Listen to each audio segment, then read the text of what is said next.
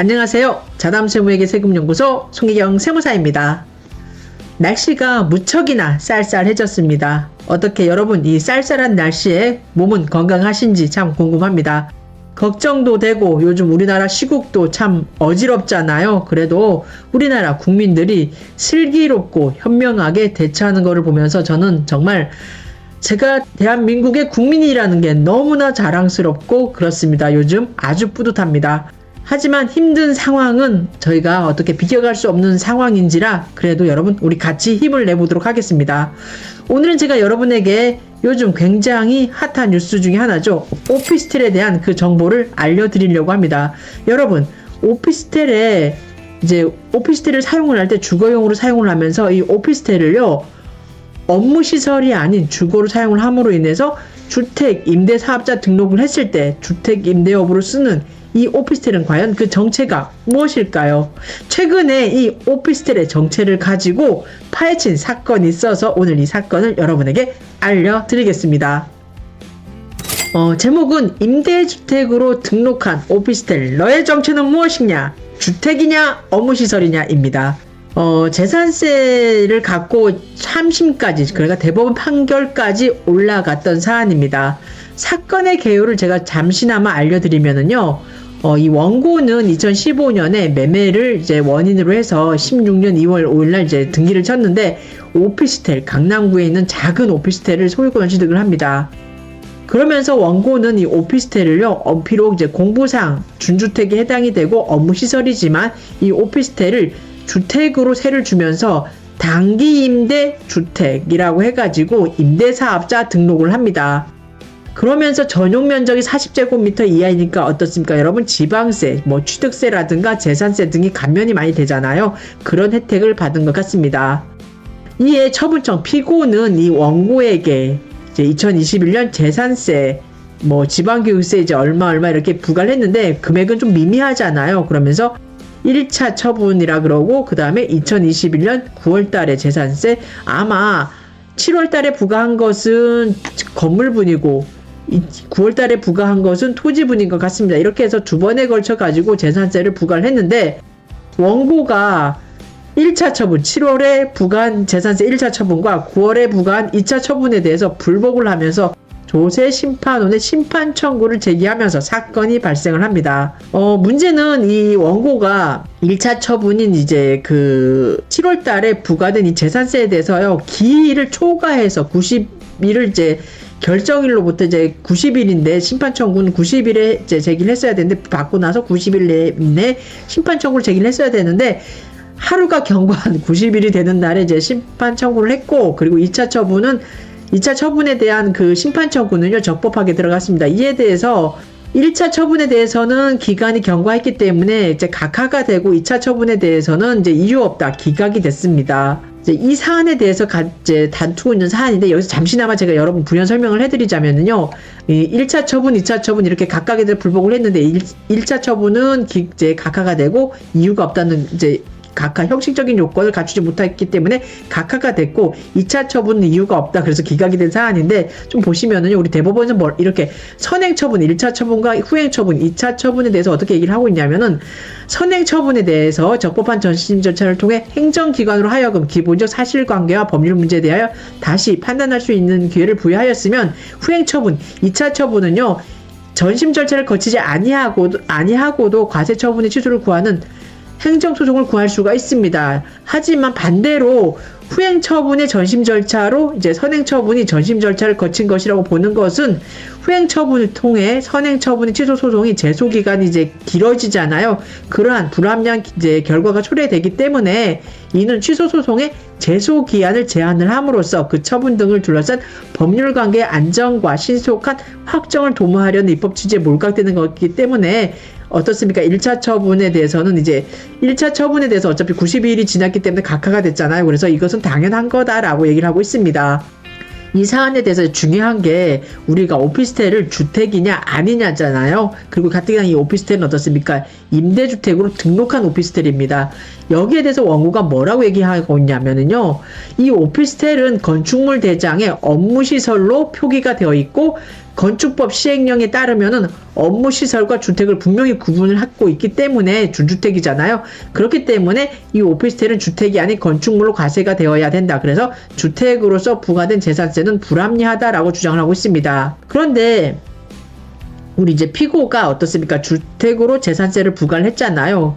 이제 이에 대해서 오피스텔을 이제 원고는 오피스텔은 준주택으로서 그 공부상 기재에 의하더라도 주거시설로서도 이용이 가능하다고 하면서 공부상 현황과 사실상 현황이 다른 경우에는 해당하지 않기 때문에 우리 처분청에서는 지금 실질과세의 원칙에 의해서 지금 주택으로 봐가지고 주택분 재산세를 부과한 거잖아요. 하지만 원고는 이제 공부상 오피스텔이기 때문에 이 오피스텔은 주거시설로 이용도 가능하다. 따라서 공부상 현황과 사실상 현황이 다른 게 아니다. 따라서 실질과세의 원칙이 적용될 여지가 없다라고 하면서 지금 주장을 하고 있습니다. 따라서 처분청이 이 오피스텔에 대해서 주택분 재산세를 부과한 것은 부당하다라고 주장을 하고 있습니다. 이에 대해서 우리 이제 1심입니다. 서울행정법원에서 이제 판단한 사안, 그 다음에 고등법원, 대법원까지 올라갔는데요. 서울행정법원에서는 피고 처분청이 승소했고, 그 다음에 고등법원, 대법원 모두 이제 서울행정법원의 그 판결이 맞다라고 판단한 사안입니다. 따라서 우리 판단 근거는 서울행정법원의 판단 근거를 위주로 살펴보도록 하겠습니다. 서울행정법원에서는요, 뭐라고 얘기를 하고 있냐면은, 우리 지방세법에서 그 재산세를 부과할 때 주택이란 주택법 제2조 1호에 따른 주택을 말하고, 그 다음에 이 주택법에 따른 그 주택은, 여러분 아시잖아요. 세대의 구성원이 장기간 독립된 주거 생활을 할 수 있는 구조로 된 건축물의 전부 또는 일부와 그 부속 토지를 말한다라고 하면서 이제 우리 주택은 단독, 공동주택 이렇게 구분을 한다라고 하고 있잖아요. 그리고 4호에서가 준주택에 대해서 얘기를 하고 있는데, 준주택이란 주택 외의 건축물과 그 부속 토지로서 주거시설로 이용 가능한 시설 등을 말한다라고 하면서 그 범위와 종류는 우리가 시행령, 대통령령으로 규정을 하고 있는데요. 시행령, 주택법 시행령 4조 4호에서 이제 그 별표 1 제14호 남목 2에 따른 오피스텔을 준주택의 하나로 규정을 하고 있습니다. 그러면서 우리 이제 21년도에 이 구지방세 본 판결에서 인용하고 있는 구지방세법 시행령 즉 119조는 삭제가 됐는데요. 이때 현황에 따르면은 이제 16년, 15년 일이잖아요. 그렇기 때문에 그 구지방세법 시행령 제 119조는 재산세의 과세 대상 이제 물건이 공부상 등재 현황과 준주택 오피스텔이잖아요. 그리고 사실상 현황 주택이잖아요. 다른 경우에는 우리 지방세에서는요, 사실상의 현황에 따른다라고 하면서 이제 근거 규정을 두고 있습니다. 그러면서 이제 원고는 이제 이 오피스텔이 주택법에서 규정하고 있는 준주택이기 때문에 공부상 주택분 재산세 과세 대상인 그 주택법에 따른 주택에 해당이 되지 않는다라고 하면서 준주택도 역시 공부상 기재에 의할 때 주거시설로서 이용 가능한 시설에 해당이 되기 때문에 이 사건에 오피스텔이 주거용으로 사용이 되더라도 과세 대상 물건이 공부상 등재 현황과 사실상 현황이 다른 경우에 해당되지 아니한다라고 하면서 지방세법 시행령 어떻습니까? 공부상 현황과 이제 사실상의 현황이 다를 때는 어떻습니까? 사실상의 현황에 따른다라고 우리 지방세법 옛날 구지방세법 시행령 제119조는 얘기를 하고 있거든요. 근데 원고는 이 구지방세법 시행령 제119조가 적용될 여지는 없다라고 주장을 하고 있습니다. 하지만 우리가 주택과 오피스텔인 준주택이 비록 주거시설로 이용 가능한 시설이라는 그 공통점은 있지만요, 공부상의 주택과 그 준주택은 엄격히 구별되는 겁니다. 그리고 공부상 이 준주택인 이 오피스텔이 실제로 주택으로 이용되는 경우에는 공부상의 등재 현황과 사실상의 이용 현황이 다른 경우에 해당이 된다라고 서울행정법원 얘기를 하고 있습니다. 그리고 이제 이 오피스텔을 이제 민간임대주택법에 따른 그 특별법에 따라 가지고 어떻습니까? 원고는 가뜩이나 임대주택으로 등록을 했잖아요. 그러면서 이 민간임대주택에 대해서 40제곱미터 이하이기 때문에 재산세라든가 취득세 등에 대한 그 감면 혜택을 보고 있는데, 이 민간임대주택은요, 임대 목적으로 제공하는 주택으로서 임대사업자가 등록한 주택을 말하고요.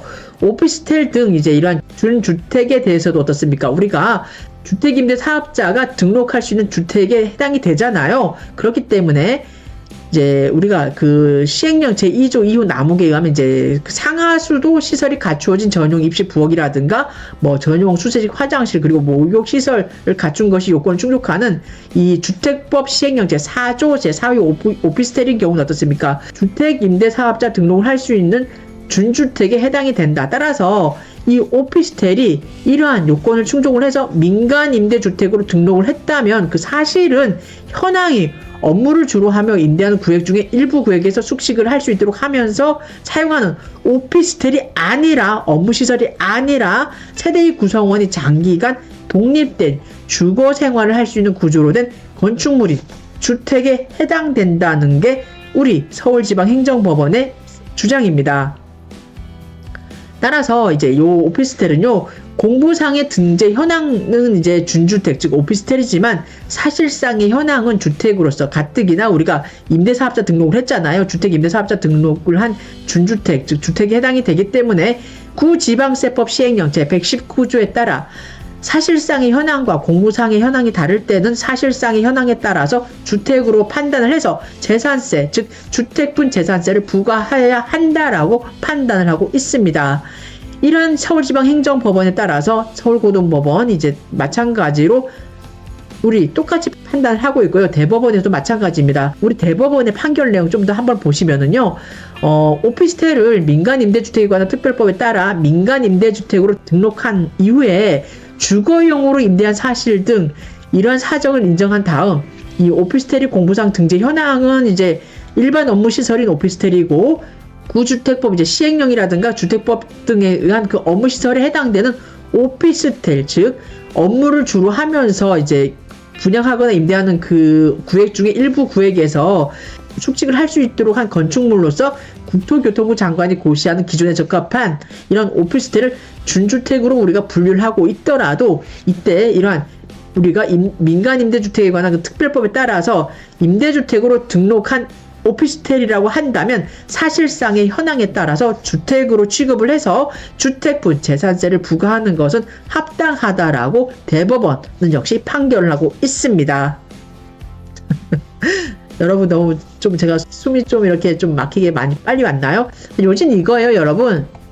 이제 이 원고가 이제 40제곱미터 굉장히 소규모의 그 강남에 있는 오피스텔을 매매로 취득을 해가지고 민간 임대주택법에 따른 그 임대주택으로 등록을 해가지고 취득세라든가 재산세 등을 감면을 좀 받고 나서 있는데 요 오피스텔에 대해서 이제 어떻습니까? 강남구청에서가 재산세를 주택분 재산세를 부과를 한 거예요. 그거에 대해서 이 원고가 이제 심판 청구를 한 사안인데 이 심판 청구에 대해서 어떻습니까? 우리 1심, 2심, 3심 대법원까지 올라갔던 사안인데 결국은 비록 공부상 업무용 오피스텔에 해당이 되지만 민간임대주택법에 따른 임대주택으로 등록을 한 임대주택이라면 또 주거용으로 지금 사용을 하고 있잖아요. 이러한 주택이라면 이러한 주택으로 사용하는 이 오피스텔에 대해서는 어떻습니까? 주택으로 봐서 사실상 판단을 해가지고 주택분 재산세를 부과하는 것은 합당하다는 사안입니다.